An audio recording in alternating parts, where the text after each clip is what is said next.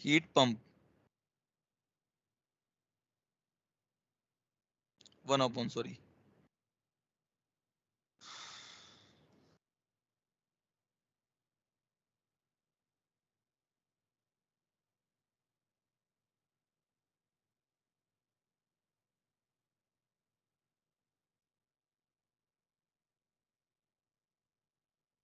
सही है, ये हो जाएगा। Yes sir. अब सवाल कर लेते हैं इससे भाई। हमारे पास एक इंजन है,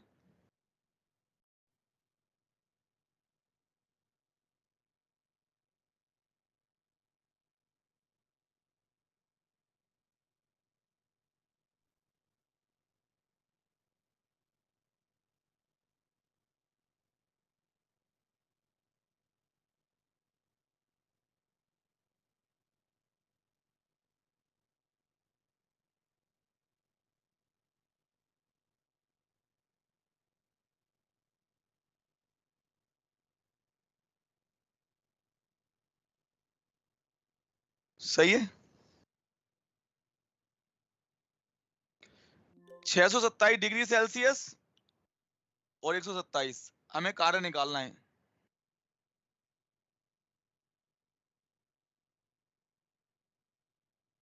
कार्नोट इंजन है बेटा ये।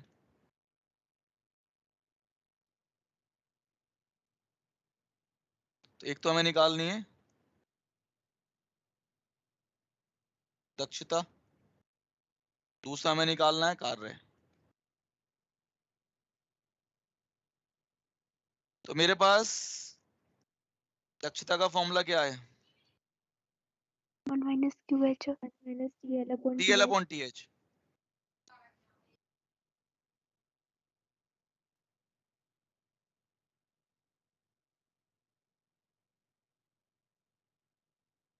No, so basically ये वाली आदत 400 केल्विन और 900 केल्विन। कितना हो जाएगा ये? 5 300 400 400 केल्विन 400 400/900 और 900 हो जाएगा, 300 उधर 900 हो जाएगा ये। 5/9 आ जाएगा। परसेंटेज निकालेंगे,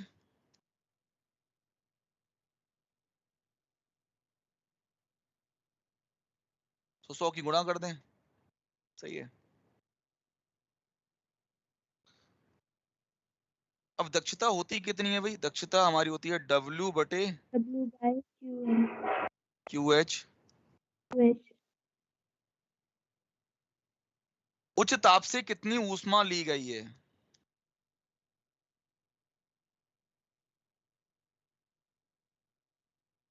300 900 3000 किलो कैलोरी। 3000।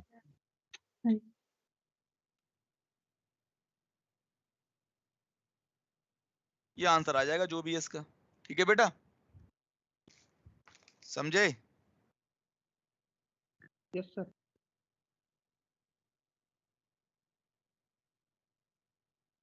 अगला है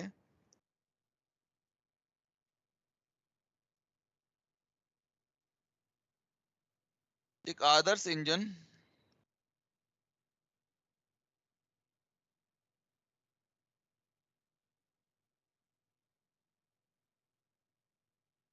एक निश्चित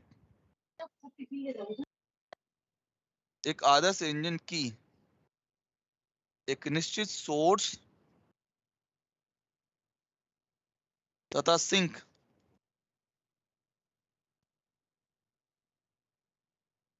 ताप के लिए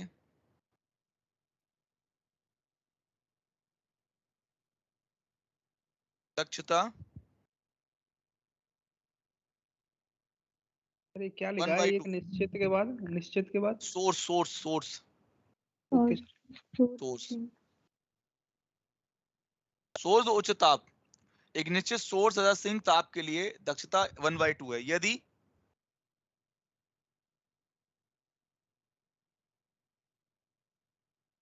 सिंक का ताप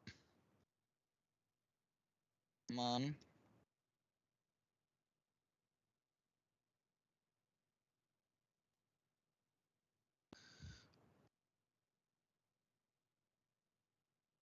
हो जाए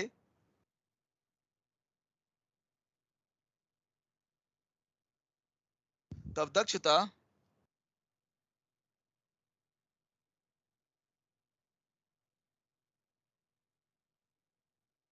दो तिहाई रह जाती है।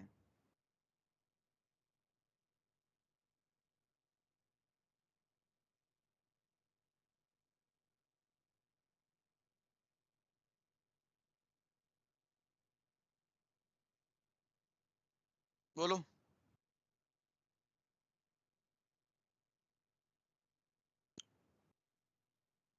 तो कर देते हैं बेटा हमारे पास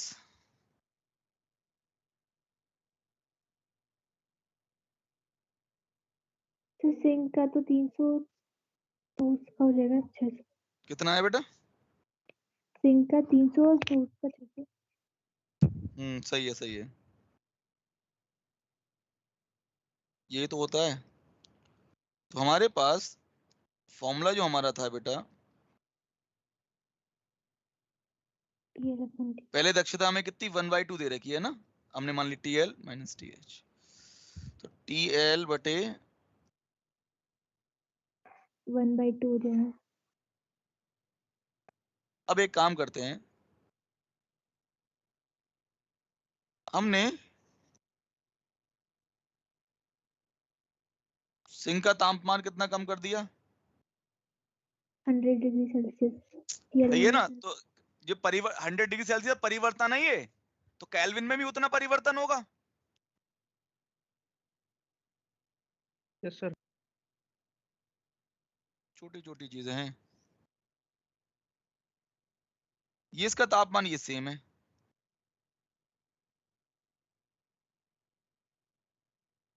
यहाँ पे कितनी होगी बताओ? ये हो जाएगा 1 minus TL minus 100 upon TH 1 बराबर minus 2 TL minus 100 upon TH equals to 2/3। 2/3, तो ये हो जाएगा TL minus 100 upon TH 1/3। गलत लिख दिया ये। TL minus 100 minus 100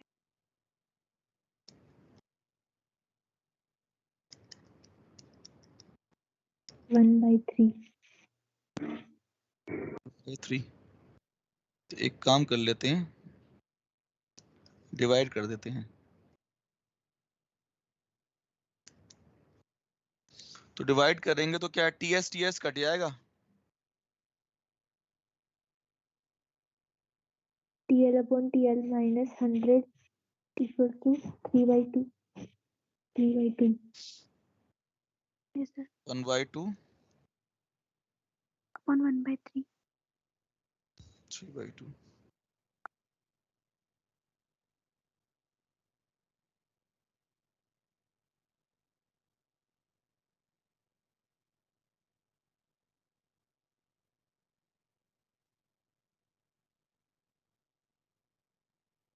सही है, ये हो जाएगा 300 केल्विन, और हमें निकालना है फिर TH भी निकाल। TH हो जाएगा TL 2TL। 600।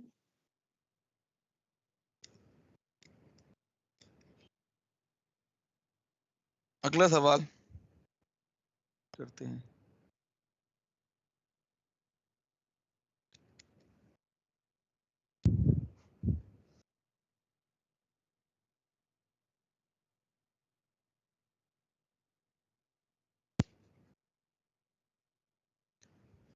एक रेफ्रिजरेटर -23 डिग्री सेल्सियस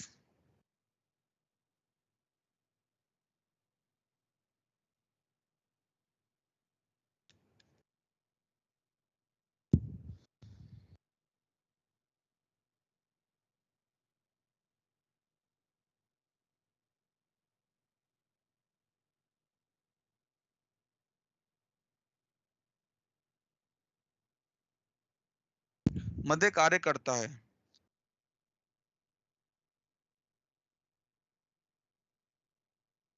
ये आप लोग करो, 1 जूल निवेशी कार्य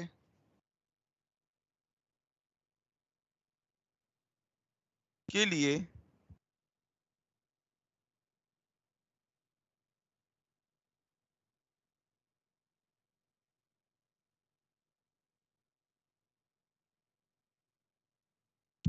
निष्कासित ऊष्मा कितनी होगी?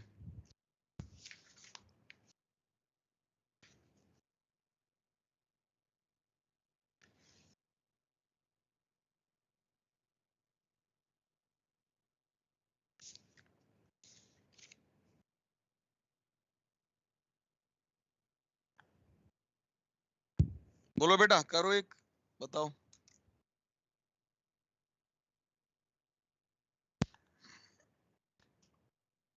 क्या करें? वो आदर्श वो समीकरण लगा सकते हैं QH upon TL TH upon TL। हाँ, वो QL अपॉन QH बराबर TL अपॉन TH लगा सकते हैं। ये है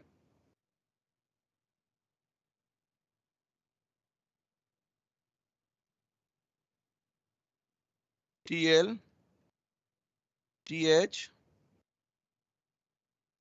W।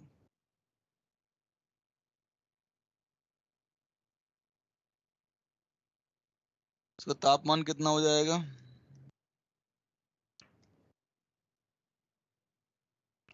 तो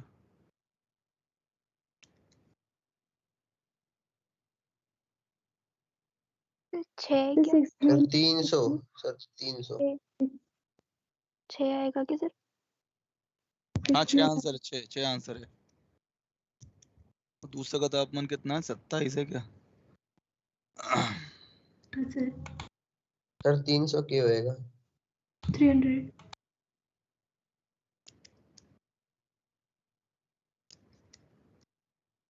अब मैं कह रहा था एक, ये चीज तो हमारे आदर्श ठीक है। बोल रहा है, तो आदर्श बोल रहा है तो QL upon QH QL upon आदर्श के लिए तो QL लिख upon सकते हैं। तो TL कितना हो जाएगा? 200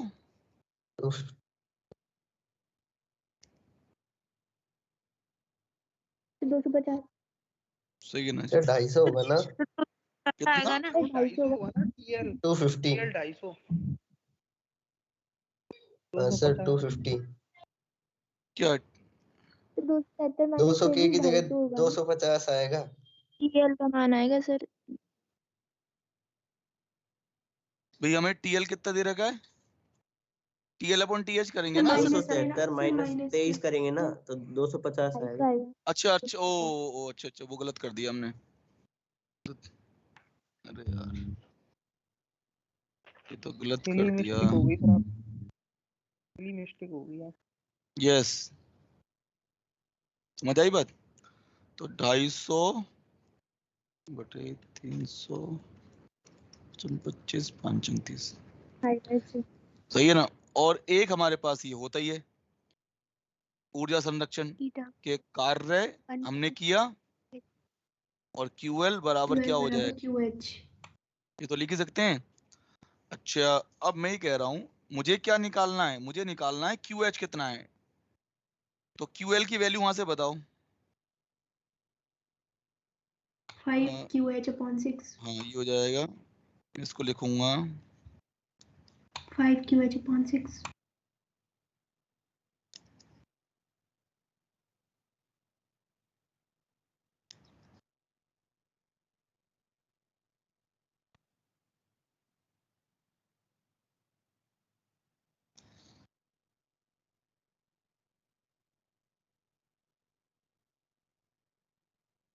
क्या बोल रहे हैं? कितना निवेशी कार्य? 1 जूल का। 1 जूल का। 6 into 1। ठीक है भाई। सर एक और बार समझा देना सर इसको। देखो, एक तो चीज ये है, आदर्श बोल रहा है, तो रेफ्रिजरेटर में भी 2 बिंदु होते हैं, एक निम्न ताप एक उच्च ताप के मध्य कार्य करता है। Yes sir. तो निम्न ताप तुम्हारा हो गया टेम्परेचर TL 250 केल्विन। ये क्या, कंप्रेसर ने कुछ कार्य किया, यस सर। फिर कुछ ऊष्मा निकालेगा, वो सारी मिला के QH कहाँ दे देगा? वातावरण को। तो आदर्श बोला है ना इसने, तो आदर्श बोला है तो उसके लिए ये तो लिख ही सकता हूं मैं, जी सर। Yes sir. QL/QH बराबर TL/TH। ये आ गया। और दूसरी क्या है? इधर से ऊर्जा आई, इधर से आई, तो W + QL कितना आ जाएगा? QH के बराबर।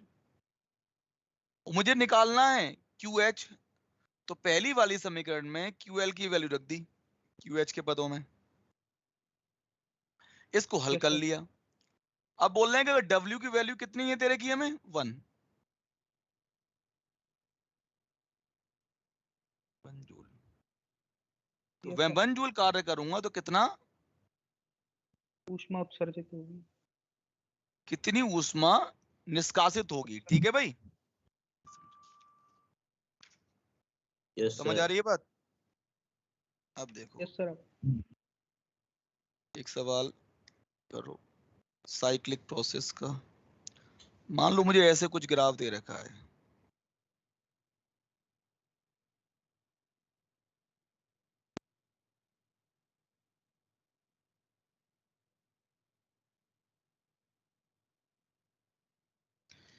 A से B C D,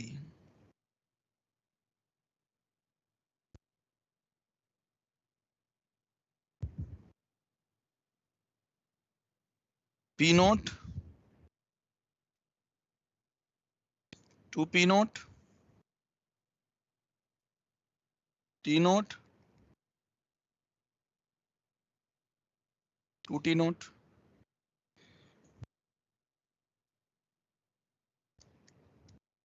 n मोल हमारे पास है।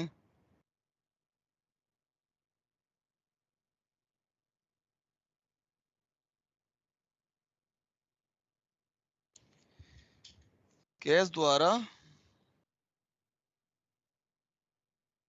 कार्य। अब एक एक करके करेंगे बेटा, अब पीवी ग्राफ नहीं है, ये एरिया नहीं ले सकते, ये पीवी ग्राफ नहीं है। Yes sir. ए से लेके पी तक कार्य बताओ, ए से लेके पी तक। फॉर्मूला होता है ए से लेके B, NR T0, temperature T0 है, नियत टेम्परेचर, समतापीय प्रक्रम है।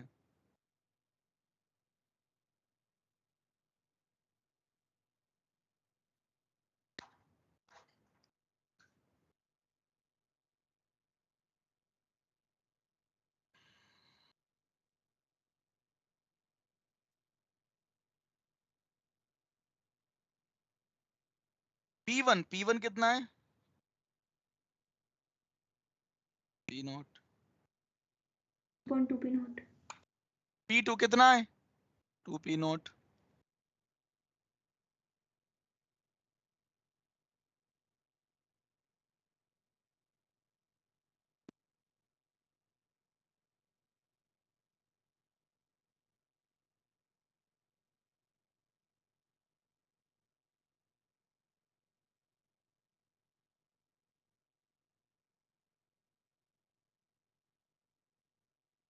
बोलो।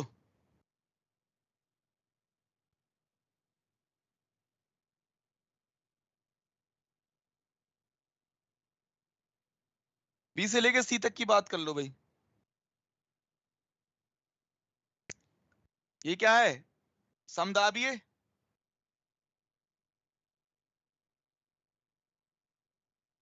फॉर्मूले याद होने चाहिए।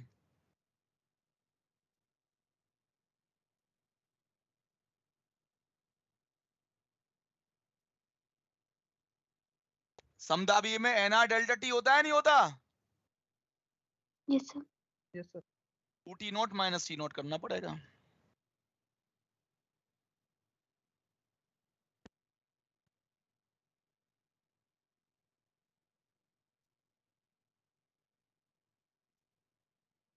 सी से लेके डी तक कर दो।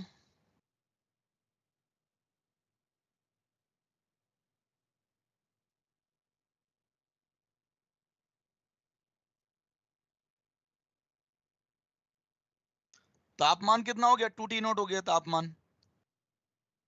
और LN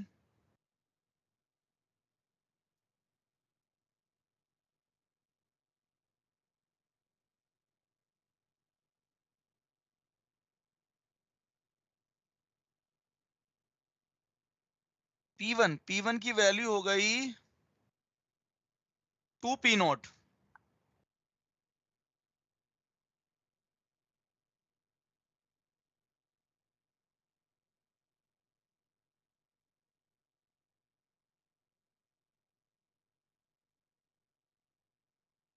सही है भाई?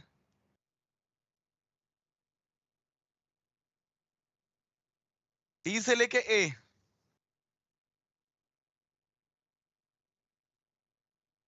डी से लेके ए तक बताओ। समदाबी है फिर से। समदाबी N T node minus 2T node. T0 minus 2T0।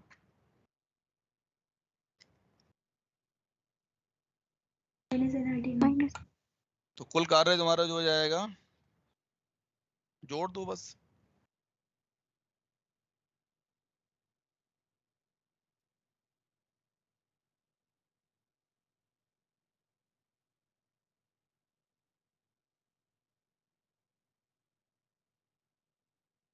A B क्या होगा भाई? NRT minus NRT ln note.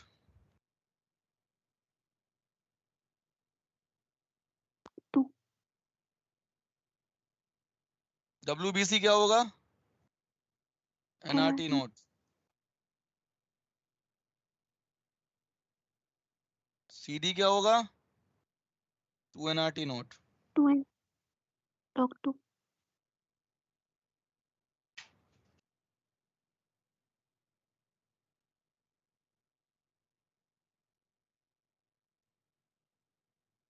सही है ना? ये तो NRT नोट, ये तो कट जाएगा।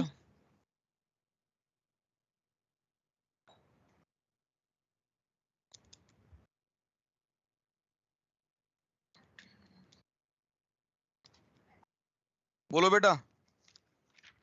Yes sir. सही है भाई। अब इसके मॉड्यूल कहाँ हैं? मिनट को।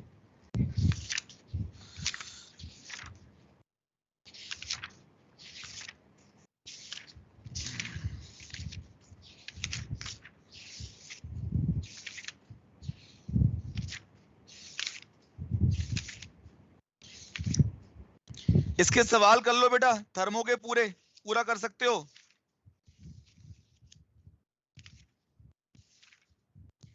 समझे? हो गया सर चैप्टर? हाँ, ये वाला हो गया। ठीक है, इसके पूरे सवाल करने हैं। Yes sir. चलो।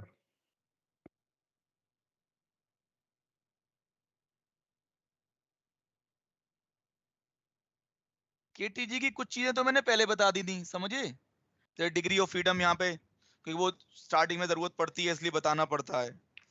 और तुम्हारे मॉड्यूल में जो है ना, जो चैप्टर नंबर 13 दे रखा है बेटा,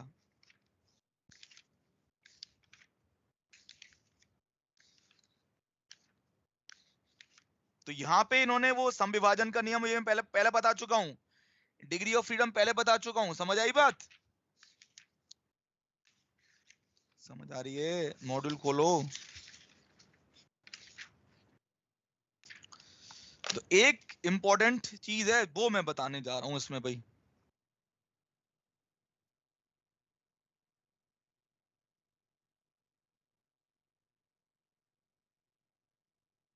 डिग्री ऑफ फ्रीडम, CPCB, समविभाजन का नियम, ऊर्जा ऊर्जा, ये सब पहले बता चुका हूं। बोलो। Yes sir. Yes sir. Yes sir. जो इस चैप्टर की मेन चीज है वो हम देखते हैं। आदर्श गैस। आदर्श गैस के लिए बेटा, ठीक है, ये सारी कहानी हम। तो आदर्श गैस क्या होती है, उसके कुछ पॉइंट्स हैं।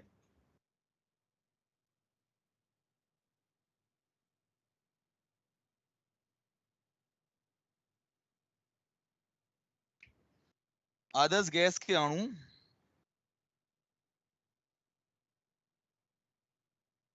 ठोस,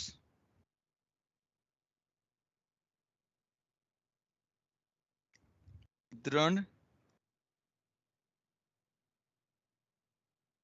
प्रत्यास्थ,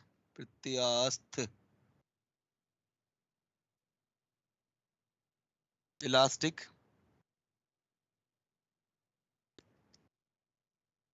गोले,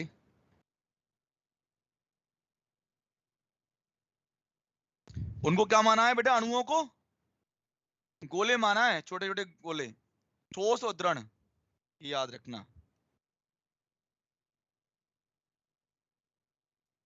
नंबर 2 जो है,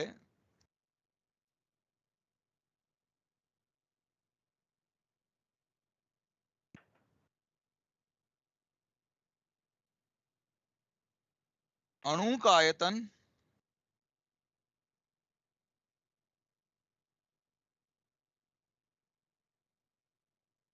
गैस के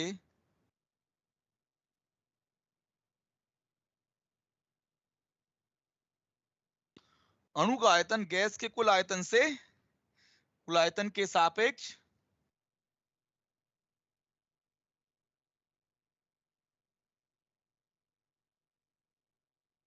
अरे बोलो, अणु का अणु तो बहुत छोटा होगा ना बेटा, नगण्य जी सर। नगण्य। नंबर 3,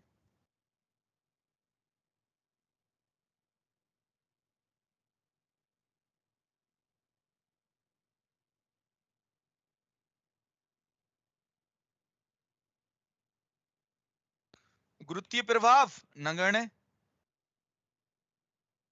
अटेंडेंस नहीं ली यार, अटेंडेंस ले लूं 1 मिनट।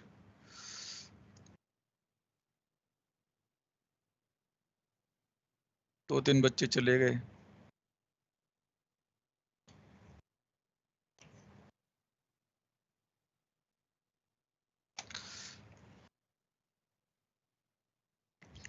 नंबर 4, गुरुत्वीय प्रभाव नगण्य क्यों? कि द्रव्यमान तो बहुत कम है ना, बहुत कम है सर। mg 0 हो जाएगा।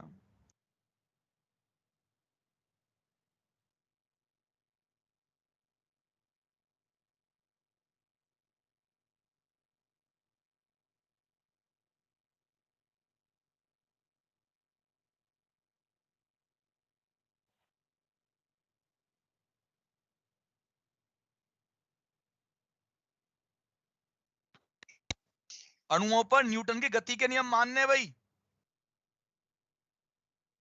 तीसरा,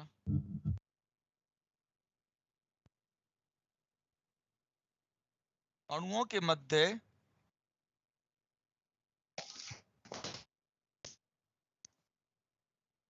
कोई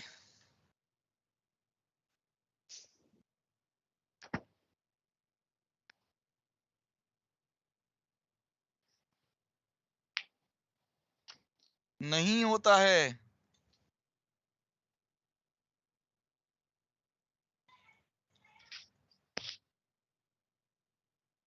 no intermolecular forces.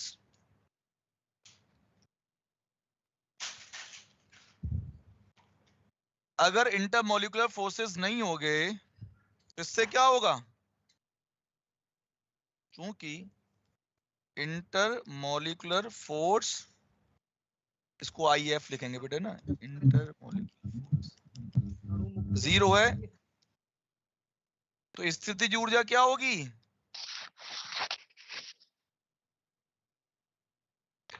Zero होगी सर। 0 हो जाएगी। सही है। तो कुल ऊर्जा गैस की होती है KE kinetic energy plus potential, ये 0 हो गया। इसके बराबर है।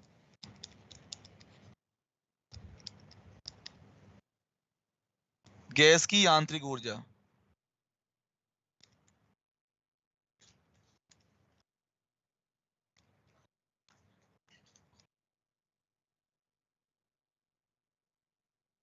गैस की आंतरिक ऊर्जा क्या है? सभी प्रकार की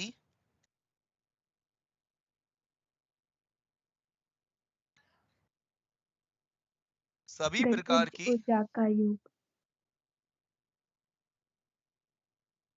गतिज ऊर्जा का गतिज योग। का योग। का योग। सही है भाई। अब हमें समझना क्या है, ये हमने मान लिया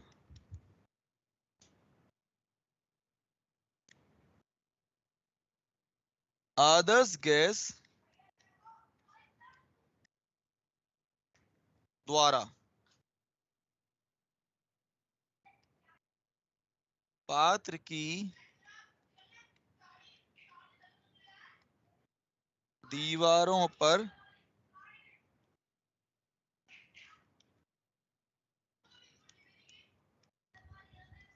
आरोपित दाब। सही है भाई?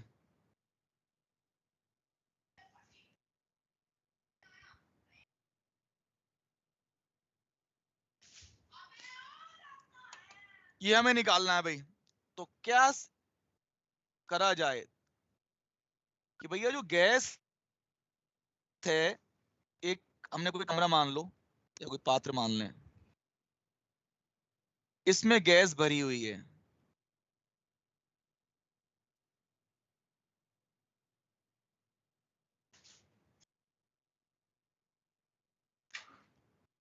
ये मूल बिंदु है,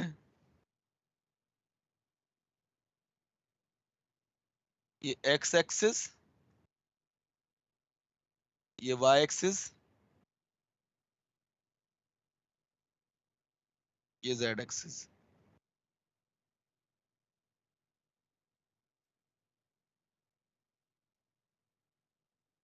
समझे? कोई कण है, उसका वेग भी है, और ये क्या घन मान लेते हैं, घन।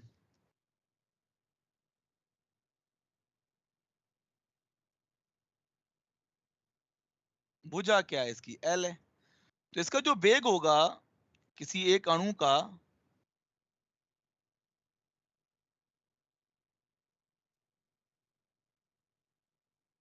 उसके दो घटक नहीं होंगे क्या वेग के? वो तीन घटक।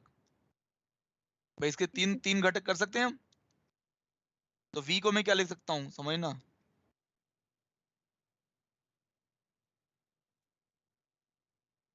वी ठीक है, वी जेड ठीक है। समझना बेटा।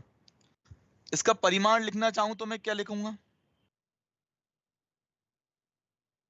v स्क्वायर लिख सकता हूं, V X square plus V Y square V Z square. Number 3, जो अणुओं की गति है ना,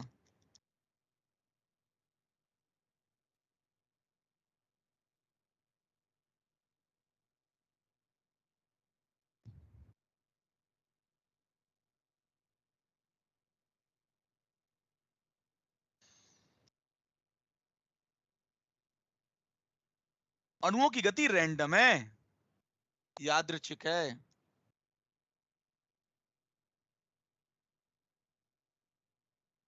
मतलब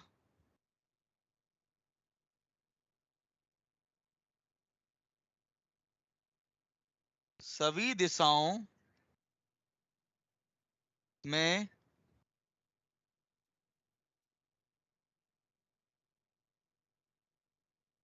एक जैसी होगी, कोई स्पेशल नहीं होगा बेटा। समझे? इसका मतलब Yes, sir.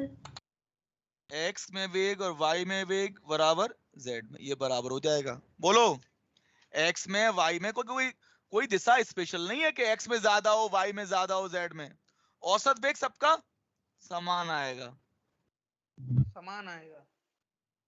औसत की बात कर रहे हैं। समान है। नंबर 3, ठीक है। तो अगर मैं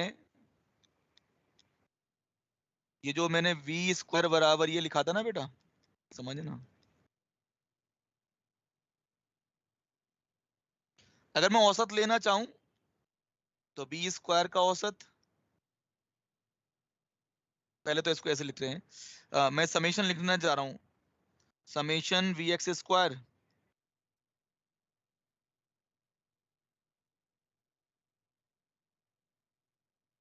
कुछ चीजें याद रखनी है बेटा, क्योंकि सभी दिशाएं एक समान है।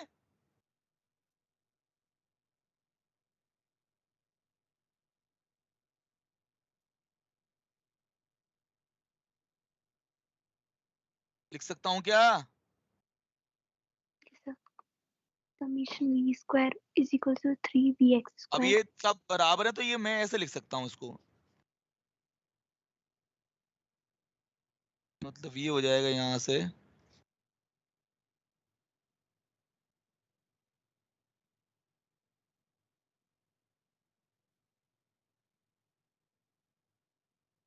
by 3. Yes sir. बोलो, सही है भाई?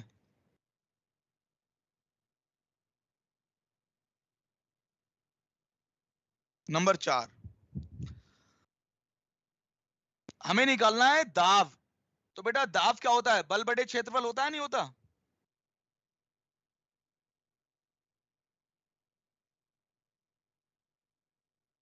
तो ये एक दीवार है x बराबर 0 पर, तो सामने वाली दीवार कितनी दूरी पे होगी बताओ, x बराबर l पर? बोलो। Yes sir. x में जा रहा है अणु, तो इसका द्रव्यमान m जाएगा, टक्कर होगी।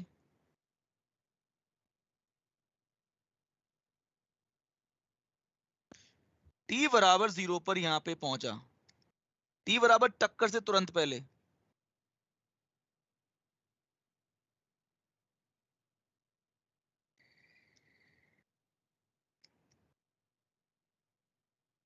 जस्ट बिफोर कोलिजन, और तुरंत बाद क्या होगा बताओ? प्रत्यास्थ टक्कर है।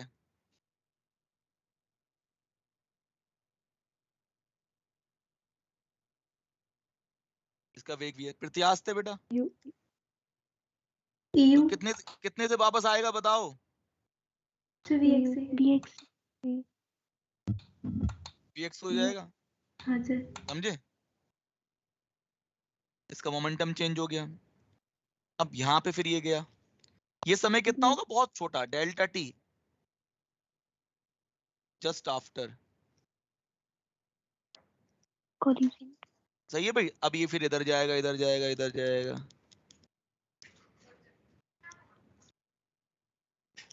इसका वेग इधर कितना है? px।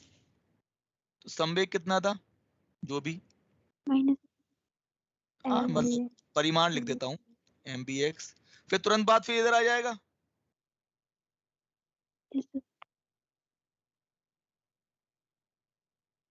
फिर यहां से टकराएगा,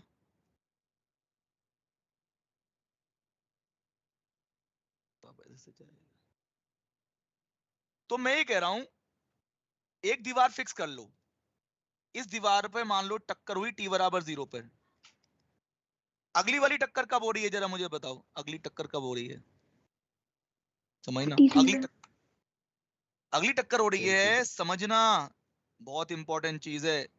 t बराबर 0 पे पहली टक्कर हुई, तो डेल्टा t, उसको दूसरी दीवार तक जाने में समय कितना लगेगा? l बटे बी एक्स। L फिर कुछ समय यहाँ पे टकराएगा, फिर डेल्टा t, फिर दूसरी दीवार पहली दीवार तक आने में कितना समय लगेगा?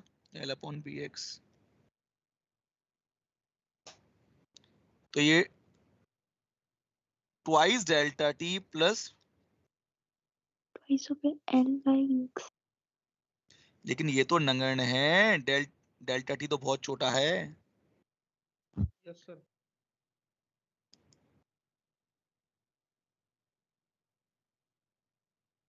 पहली टक्कर कब हुई?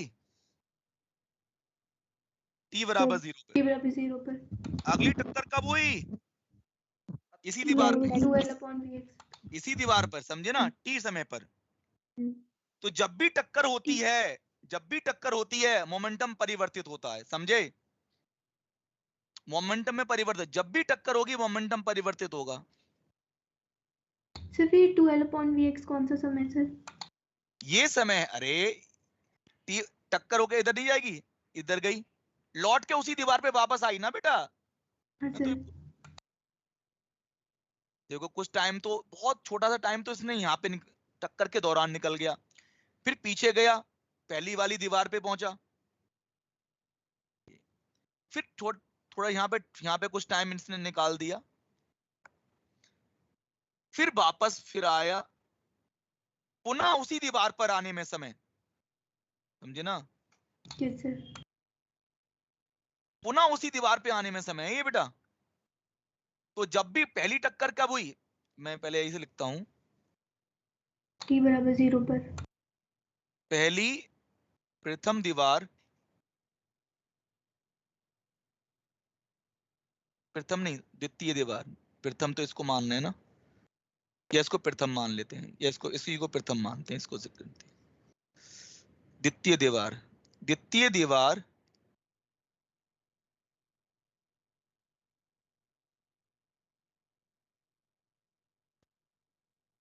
द्वितीय दीवार से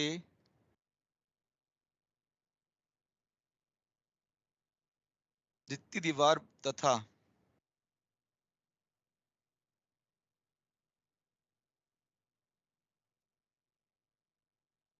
अणु के मध्य टक्कर का आवर्तकाल।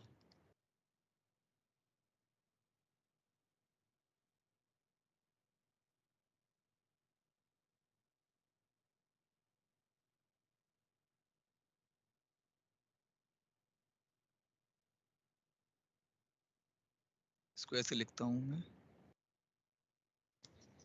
सीधे t-0 लिख देता हूं। बेटा थोड़ा ये ध्यान से देखो, पहली बार टक्कर हुई t बराबर 0, उसी दीवार पे फिर टक्कर कब हो रही है बताओ? T समय पर। मतलब इतने अंतराल बाद टक्कर होगी, फिर दोबारा उधर पीछे जाएगा, फिर वापस आएगा, फिर कितने देर बाद वापस आएगा? 2L/bx, समझे ना? तो हमेशा t बराबर 0 पे टक्कर हुई तो फिर अगली टक्कर, देखो मैं ऐसे लिखूं, पहली टक्कर यहां लिख दे रहा हूं, पहली टक्कर t बराबर 0,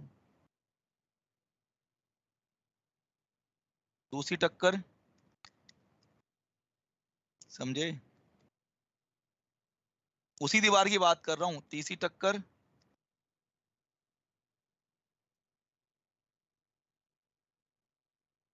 चौथी टक्कर,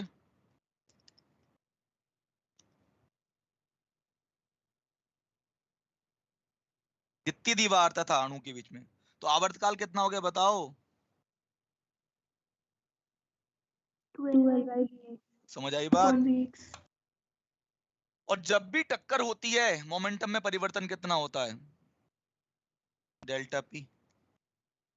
ये हो जाएगा P final minus P initial. तो बेटा बताओ, अणु का प्रारंभिक संवेग कितना था? mvx, अंतिम कितना हो गया? Minus mvx। अरे यार पहले वाला तो ये है ना, प्रथम मोमेंटम, Yes, sir. पहले तो इधर जा रहा था ना, पहले इधर जा रहा था, कितने से? mvx से MBX टक्कर हुई, टक्कर के बाद में किधर हो गया? तो ये हो minus जाएगा minus mvx MBX minus MBX. minus 2 -2 MBX. तो किस पे बल लग रहा है बेटा? ये अणु पे लगा, सही है। अच्छा अब मैं ये कह रहा हूं, जितना बल दीवार पे लगेगा उतना ही तो अणु पे लगेगा, बताओ। अरे दीवार पे और अणु पे दोनों पे बल बराबर तो लगेगा यार, टक्कर होगी तो। Yes, sir. तो कितना हो जाएगा? अणु पे कितना बल लगा? F अणु बराबर -2 MBX. F दीवार बराबर delta delta p P Okay. delta t अणु बटे डेल्टा T। delta परिमाण कितना है बताओ बेटा भाई? 2 MBX. MBX नहीं, अपॉन में 2 MBX, और डेल्टा T कितना है बेटा? 2 आवर्तकाल। MBX.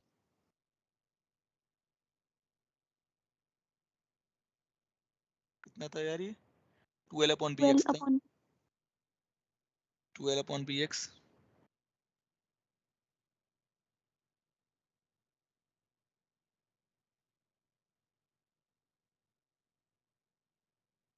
टू से 2 कट जाएगा, MBX square upon L. m BX square upon L. समझ, बताओ। एक अणु द्वारा, है ना,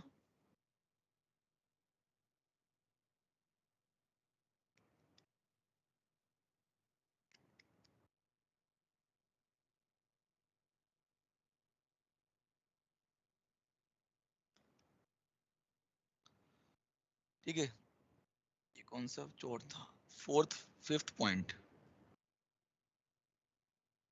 सभी अणु द्वारा, जितने भी क्षेत्रफल सभी अणु द्वारा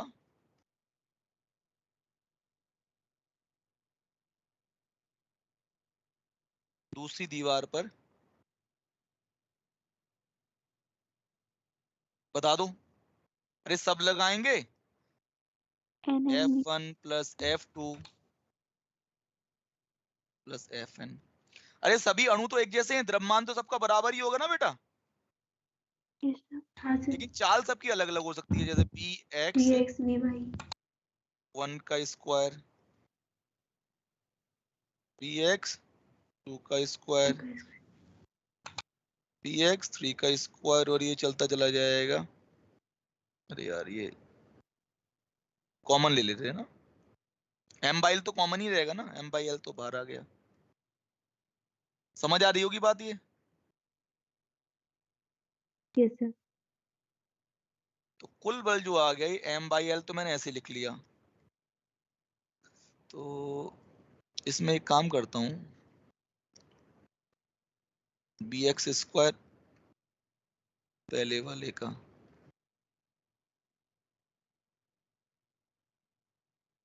दूसरे वाले का,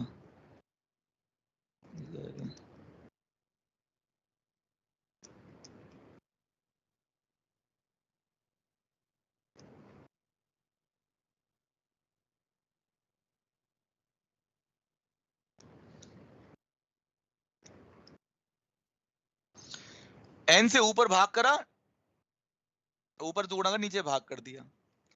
सही है बेटा, इसको शॉर्ट फॉर्म में लिख दूं, शॉर्ट फॉर्म में, इसको शॉर्ट फॉर्म में कैसे लिखेंगे देखो, यहाँ पे n जो उधर था उसको मैं इधर लेके आ गया, समझना, और इसको शॉर्ट फॉर्म में लिखूंगा bx का square square i, I is equal to 1 to n. तो 1 से लेके n, और अपॉन में क्या है n n। ऐसे लिख सकते हैं क्या? अभी मैं इसको ऐसे छोड़ रहा हूँ, अब अगले में ये बोल रहा हूँ, ये कुल बल आ गया,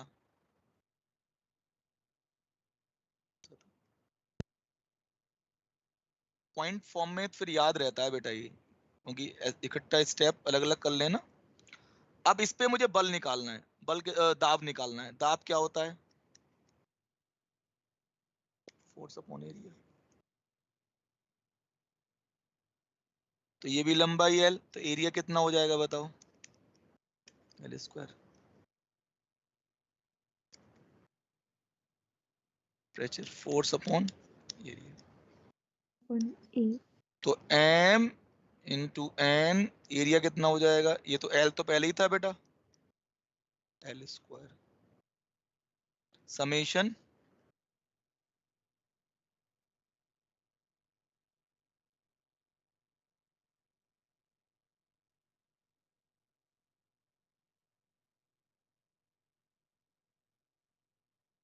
बोलो, सही है। अब सुनो,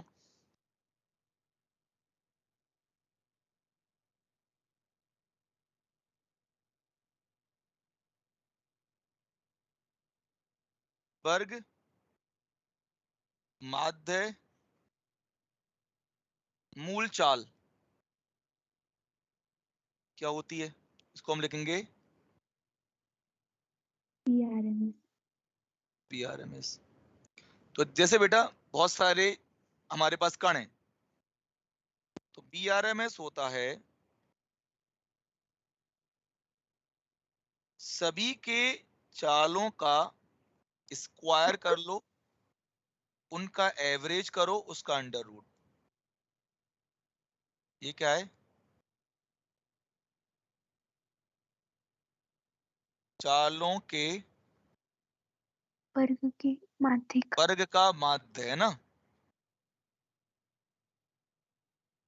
वर्ग का माध्य, समझे?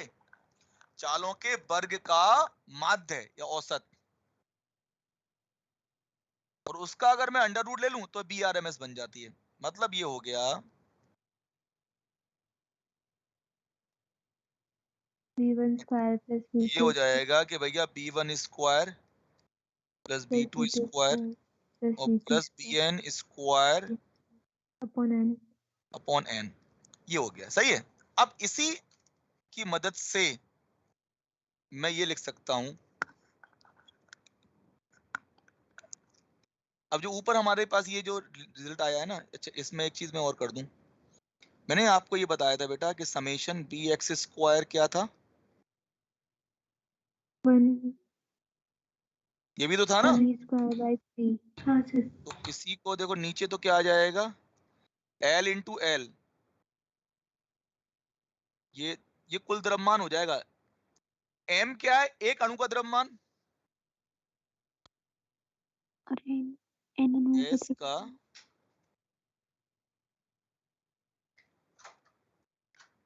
कुल द्रव्यमान, और ये आयतन नहीं हो जाएगा क्या। तो हाँ इसको सर। देखो M गैस का कुल द्रव्यमान बटे आयतन।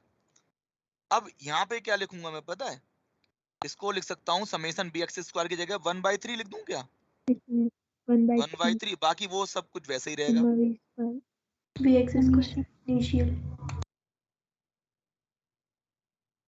बटे n, i इक्वल्स टू 1 से लेके n।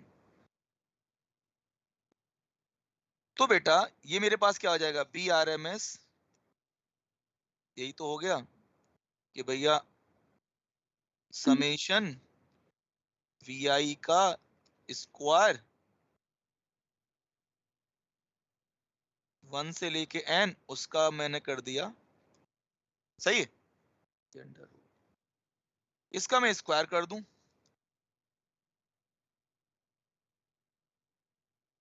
तो क्या होगा, स्क्वायर करने से हो जाएगा समेशन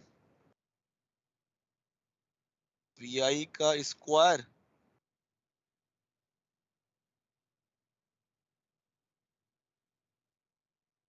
बोलो बेटा।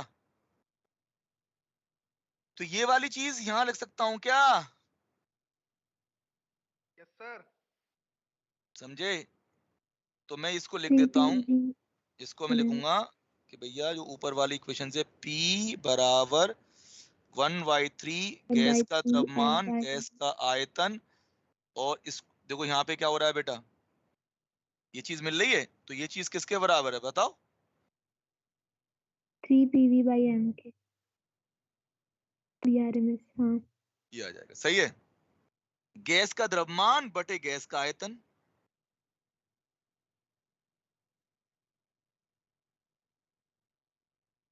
ये क्या आ गया, गैस का घनत्व आ गया।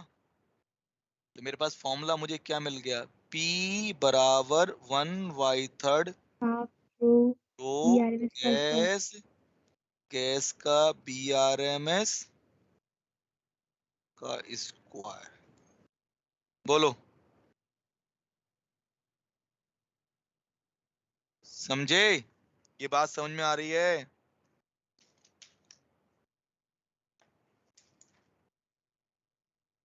तो एक तो बेटा ये फॉर्मूला निकला है बहुत ही इंपॉर्टेंट, मतलब ये इसका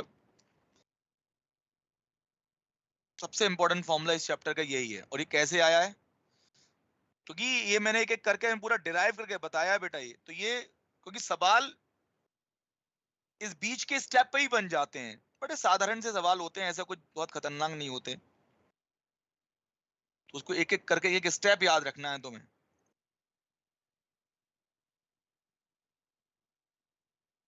अब देखो भाई,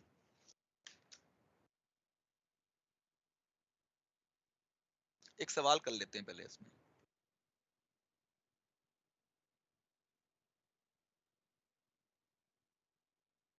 एक पात्र में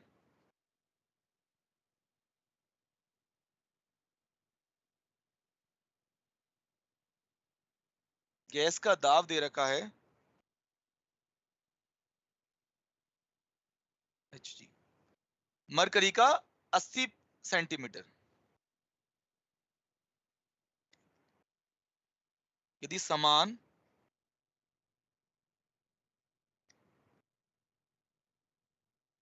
तापमान पर, तापमान नहीं बदला हमने, पात्र में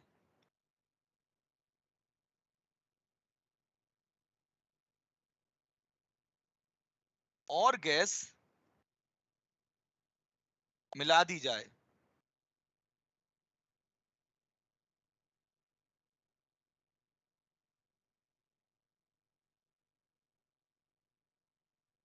तब गैस का अंतिम दाब। तो देखो बेटा, एक चीज तो यहाँ पे ये आ गई, यहां से हम ये भी तो बना सकते हैं ना कि P किसके बराबर है, 1/3 रो BRMS स्क्वायर, और BRMS बराबर होता है 3PY रो। और जब PV बराबर क्या होती है, nRT। n क्या, मोलों की संख्या, गैस का द्रव्यमान, गैस का मोलर द्रव्यमान। बोलो भाई,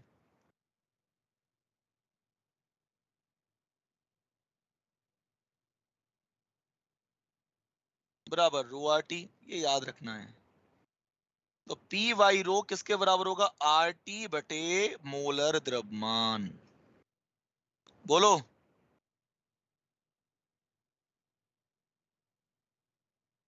तो 3RT बटे मोलर द्रव्यमान ये। तो T अगर नियत है तो मुझे बताओ, तापमान अगर नियत हो गया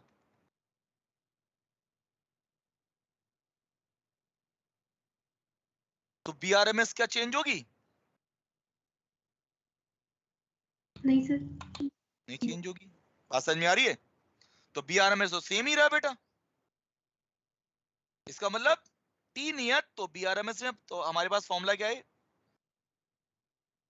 इसको रो को मैं m लिख दूं, नीचे आयतन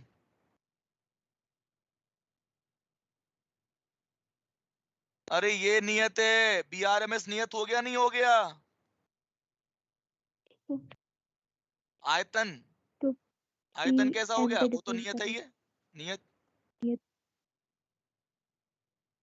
तो दाब किसके समानुपाती आ गया, P proportional to एम के। m के m के, मोलर द्रव्यमान। गैस के द्रव्यमान के बराबर नहीं आ गया क्या, हाँ सर। ठीक है। सही है भाई। तो अब मैं कह रहा हूं कि अगर गैस का द्रव्यमान बढ़ेगा उसी अनुपात में दाब बढ़ेगा। बोलो, यस सर। और इसमें एक चीज देर और दे रखी है, और गैस मिला दिया है ताकि गैस का द्रव्यमान, एक मैंने लाइन छोड़ दी, का द्रव्यमान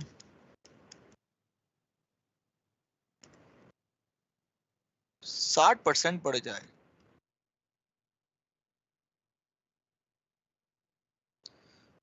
तो द्रव्यमान कितना बढ़ गया मुझे बताओ भाई, 60%। 60%। तो द्रव्यमान 60% बढ़ेगा तो ताप में परिवर्तन भी क्या होगा, 60% बढ़ेगा। सही है भाई, समान होगा ना बेटा, जितना प्रतिशत द्रव्यमान बढ़ेगा उतना प्रतिशत दाब में। तो मैं ये कहना चाह रहा हूं कि मेरा जो अंतिम दाब होगा वो कितना हो जाएगा, प्रारंभिक दाब प्लस 60% ऑफ 60% ऑफ प्रारंभिक। इनिशियल। प्रारंभिक दाब। समझे, कि मतलब डायरेक्ट इससे हो जाएगा। तो P मेरे पास कितना था, 80 सेंटीमीटर, 80 प्लस 80 into 60 by 100। और ये हो जाएगा 80 अपॉन 100। 60 upon 100। 60, 100 आ जाएगा 60%। तो बताओ भाई, 0 0 0 0 8 छंग 48, 48। 120 12 से 8। ठीक है। अब इसके अगली क्लास में एक मैं क्या करूंगा, इसमें कोई प्रैक्टिस करानी है मुझे, मतलब इसके भी क्वेश्चन की प्रैक्टिस करानी है। अभी 2-3 चीज और हैं, Yes, तो sir. अगले में ये खत्म भी हो जाएगा प्रैक्टिस। अगले में मैं मुझे क्या करना है, देखो इसकी जो भी क्वेश्चन है उसकी प्रैक्टिस कराऊंगा, और थर्मो वाला करके आना है भाई, थर्मो के क्वेश्चन करेंगे फिर।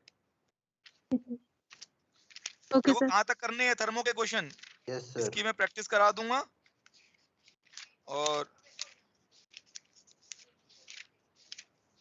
थर्मो की जितने भी एक्सरसाइज हैं वो एक्सरसाइज और खंडे खंड भी ये तो करने हैं कंप्लीट। सही है भाई थर्मो का। अगली क्लास में थर्मो के खंड बी तक कंप्लीट करके लेके आने हैं। मैं कुछ क्वेश्चंस की प्रैक्टिस कराऊंगा इसकी, इस चैप्टर की, और जो कुछ चीज बची हुई है 20-25 मिनट की वो कराऊंगा। बाकी समय में फिर मैं डिस्कशन करूंगा थर्मो का खंड बी तक। बोलो okay sir. Okay sir. Okay sir. ठीक है, चलो फिर एंड करते हैं। Okay sir. Thank you sir. Okay बेटा। Okay sir.